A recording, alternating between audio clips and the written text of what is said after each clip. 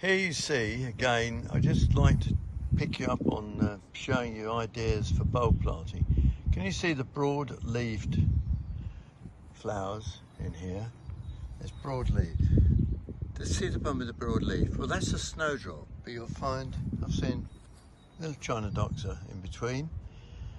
You can plant scilla, anything like that, to give it a little bit of blue. And if we move away slightly from it, you can see that, okay, the snowdrop are finished and you've got those boring leaves that have now got to yellow before we can cut them off. But we've got a little splash of blue running through it. And it just makes it much, much more attractive. You'll see also that the snowdrops will form, plenty of them will form seed.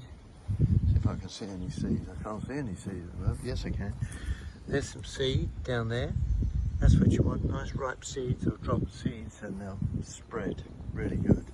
Over here, I just thought again, winter aconites in my jobs haven't been very successful. You can see the winter aconite, and now again, they were across this area here.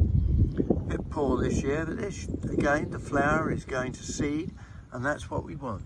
We want flowers to go to seed and spread their wings. And you can see the aconites in the picture now.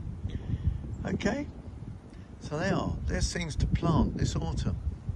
Guy was chatting to me this morning about how do we achieve all these bulbs looking so good. Well, I'll tell you what we do. We plant lots of them. We plant them quite thickly. And you will, if you walk up to these are starting to finish now. I think this was a white lion with a couple of rogues in there. White lion growing there. And you can see that they've had their best and they're starting to dry up. However, the weather's not helping.